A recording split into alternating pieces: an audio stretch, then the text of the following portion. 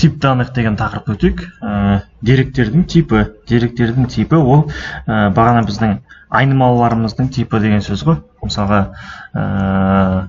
x тең 1 дедік, оң жағында сан, демек айнымалы сан болып кетті. Кейін x тең алау десек, ол жазу болып кетті. Ол не деген сөз? JavaScript'те айнымалылардың типі қатып қалған емес, өзгере береді. Мәннің типі қандай болса, соны қабылдап алады. Динамический типизированный тіл деп айтамыз. Ал строго типизированный, мысалға C# пен Java болса, оларда бұлай жасай алмайсың. Сан болса, сан болып қатып қалады, жазу болса, жазу болып қатып қалады. Жақсы. Енді қандай нелер бар? Ең бірінші айтылу керек нәрсе ол сандар, сандар, бүтін сандар бар және бөлшек сандар бар. Сандарды бір-біріне қосамыз, көбейтеміз, бөлеміз, аламыз. Жалпы кейде сан болып жазылғанмен жазу қылып сақтау керек нәрселер бар. Мысалға дүкеннің аты дүкен 777 болады. Осылай дұрыс. Былай дүкен сан 777 болса, ол дұрыс емес қой. Дүкеннің аты сан болмайды да. Өйткені болашақта сіз онымен қосып алу сияқты бір математикалық амалдарды жасай жатқан жоқсыз. Оны сіз тек қана сақтап қоймақшысыз, 777 деген магазиннің атын. Демек, жазу ретінде сақтау керек. Ол не деген сөз? Сақтап жатқан кездегі деректердің типі болашақтағы жасайтын жұмысыңыздың мәнін ашып тұру керек деген сөз. Жақсы. Енді JavaScript'те infinity, теріс таңбалы infinity және none бар. None деген не? None деген алдында интервьюде әзілдеп айтқан ек. None деген, егер қалай айтарын білмесең, басқа шақта айтуға жарайды. Оны айтпай қойын. Так, none деген ол not a number, сан емес деген сөз. Сан емес, мына жерде мысал көрсетілген, жазуды санға бөлген кезде, не число дегенді санға бөлсе жазуды, сол кезде none болып шығады, not a number болып шығады.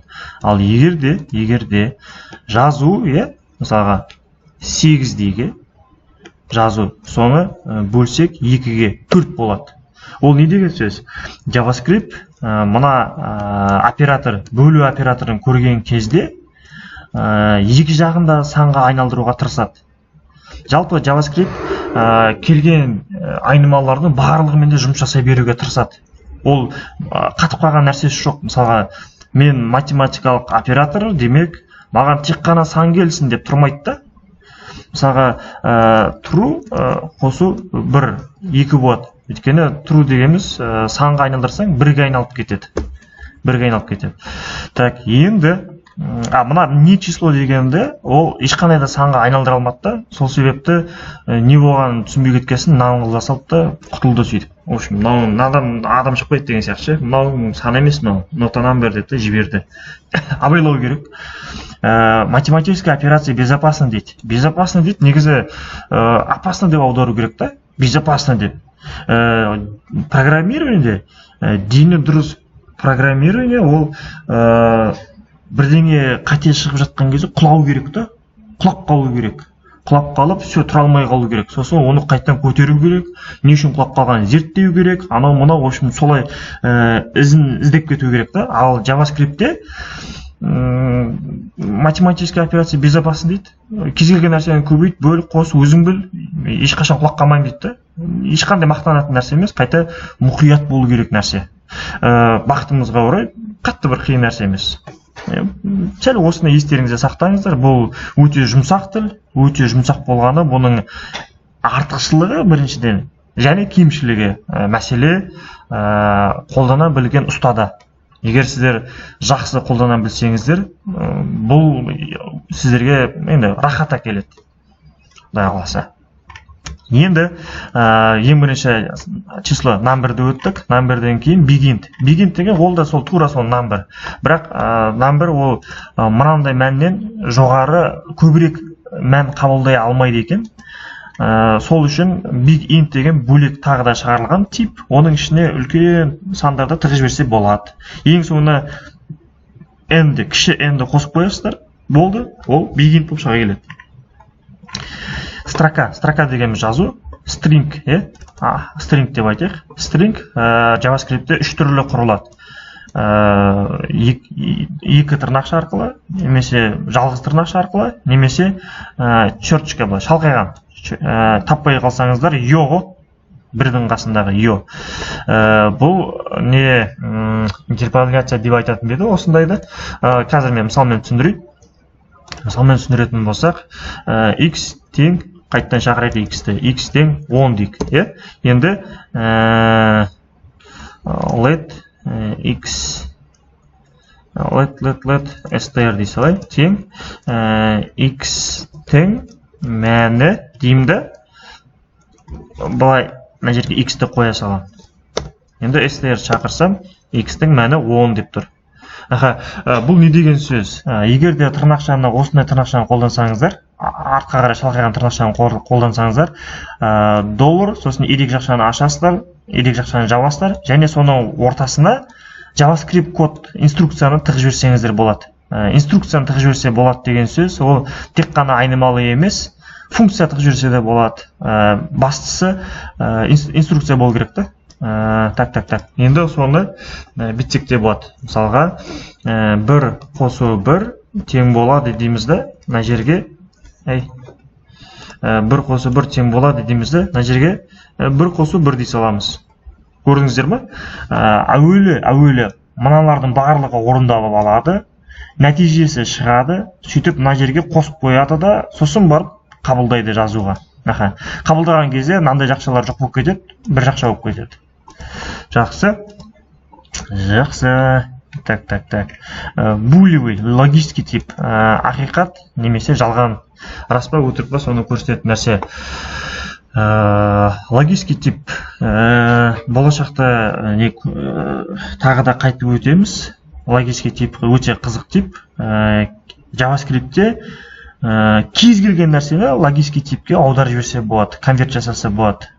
Ол true или false деп. Мысалға келтірейік. Сандардың ішінде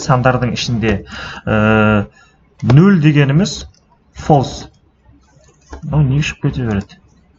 0 дегеніміз false. 0 дегеніміз false па десем, рас дейді. 0 дегенің false дейді. Ал 1 десең, false па десең, жоқ, 1 деген false емес дейді. 1 деген ол true дейді. 1 деген true. JavaScriptте 0 деген сан ғана false, қалған кез келген сан ол true. Кез келген сан true. Енді ары қарай 0 нешеге тең? 0-ге тең емес дейді, өйткені ол объект. Жақсы, онда өтейік. Значение 0 деген жалпы undefined'тен айырмашылығы бар. JavaScriptте 0 деген бар, және undefined деген бар. Екеуінің айырмашылығы undefined деген ешқандай да мән мүлдем берілмеді деген сөз. Ол тіпті бос дегенде де білдірмейді, ішінде дым жоқ дегенде де білдірмейді. Ешқандай мән бекітілмеді дегенде ғана білдіреді, undefined. Ал 0 болса, ол іші бос дегенде білдіреді, және сол нәрсе нақты айтылды деген сөз. Так.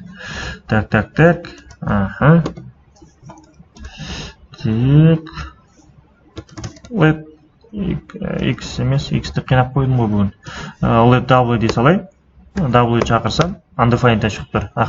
Let w тең 0 болса, келесіде шақырғанда 0 деп шығады. Екеуінің айырмашылығы бар, бірақ мағыналас, мағынауи жағынан екеуі бірдей.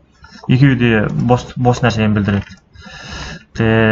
Объекты и символы дейді. Объекты и символы. Жалпы объекты дегенде, Python'да қателеспесем, объекты деп ол нені айтады? Хэшті айтады. Хэш дегеніміз key value-ға, бағанаға біздің неміз, телефонный книжкамыз. Мысал келтірдім ғой, әкелеріміз. Блокнотты ұстап жүретін деп. Соның ішінде, мысалға бейдеп жазайық. Кім шақырайық? Диас тең, не жазып қойсын? Телефон нөмірін жазып қойсын, 8700 бірдеңе деп жазып қойды. Енді неде Диаспен қасына не деп жазады тағы? Сәбит деп жазады, тең депті. Оғанда бір 8701 бірдеңе деп жазып қойды. Енді осылардың барлығы көп болуы мүмкін. 100-деген, 200-деген, әсіресе адамның жасы ұлғайған сайын контактылар саны көбейе беруі мүмкін ғой. Жұмысына байланысты әртүрлі нетворкинг дамыған сайын контакты көбейе береді. Енді соны топтастырып қоюға болады. Мысалға дана аласында әріптестер деп қоясың. Әріптестер деп. Сөйтіп, бұлай қоршап қоямыз. Осының ішіндегі нәрсенің барлығы ол әріптестері болады. Дәл солай кейін тағы да бірдеңелер құрып қоясыз. Класстар деп қояйық. Класстар деген бірісі ма, екісі ма?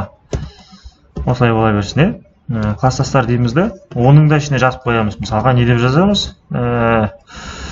Ербол деп қояйық, Ербол. Оның да нөмірін жазып қояйық. Мен мына жерде қателестім. Не нәрсенен қателестім? Тең емес қос нүкте қойылады, егерде біз объекті құрып жатқан болсақ. 700 бен жүрсін алуы. Осылай, жалпы объекті деген сонда не болды? Объекті деген қарапайым ғана айнымалылар, оларды біз жай ғана топтастырып қойдық, болды. Топ-топқа бөліп қойдық, сол JavaScript-те объектілер. Объектілер туралы не айтуға болады? Объектілер туралы айтпақшы, объектінің ішінде біз айнымалыға кейвордтарды қолдана берсек болады. Мына жерге for, мына жерге let де қолдана берсек болады. Енді осыны браузерде орындайық. Браузерде орындаған кезде класстастар деген бес, енді басқаша бір топтастырайық. Ол нақты бір объектіге қатысты айнымалардың тобы болсын. Қарапайым персін десілайға. Мен персін деген кезінде біреулер күліп еді, олай оқылмайды деп, персін деп па. Жақсы. Так, кеттік. Let персін, тең. Осылай жазамыз, және персін деп оған age берсек болады. 27 болады. Name дейміз, не дейміз? Атын кім деп береміз? Қанат деп береміз. Енді персінді ашып қарасақ, ішінде осылай тұр. Age және name айнымалылар тұр, және сақтап тұр, бір топ болып. Осы персонға қатысты. Енді осыны бірден жазып жіберсек де болады. Қалай? Let person деп объектінің ішіне age қос нүкте 27 өтір. Және name қанат деп. Осылай деп жасақ та болады. Так, объектіге қатысты осылай ғана айта салсам жеткілікті деп ойлаймын. Жеткілікті. Так. Енді оператор typeof. Оператор typeof деген бізде JavaScript-те типін білмейміз ғой, айнымалардың қандай келіп жатқан. Соларды білу үшін осы typeof-ты қолдансақ болады. Осы жерге typeof 4 десек, number typeof көн дейтін болсақ, string, typeof true дейтін болсақ, boolean, typeof жаңағы person'ді шақыратын болсақ, object. Осылай typeof арқылы біз типтерін біліп отырамыз. Typeof symbol дейді. Символды шынымды айтсам, өзім практикада қолданбаймын. Мен уже код жазып бастап қойғаннан кейін барып пайда болған сияқты. Солай айтпесе, енді оқып жатқан кезде бар болса, мүмкін сол кезден қолданып кетер едім. Сіздер қолданып көріңіздер, ұнаса айтарсыздар. Мен өзім енді оқимын бұны. Жақсы. Так. Енді JavaScript-те 8 негізгі тип бар. Number, begin, string, boolean, null, undefined, object, symbol. Осы нәрсе сұралады. 8 деген жаттап алыңыздар, сосын толтырасыздар. Ең бірінші number, begin 2-ге кетеді, string кетеді, boolean, сосын null мен undefined, и object, symbol. Жақсы. Мұнда задачалар бар екен. Орындасаңыздар, орындап көріңіздер. Бірақ задача екен. Не шығады мына жерде? Let name тең Илья, Илья Кантордың сайты ғой. Alert hello 1 десе, hello 1 шығу керек. Hello name десе, hello name шығу керек. Hello name'ді тырнақшаға алмаса, Илья шығу керек. Солай екен. Жақсы. Ет болып қалмады. Бұпты, осымен сабағымыз бітті.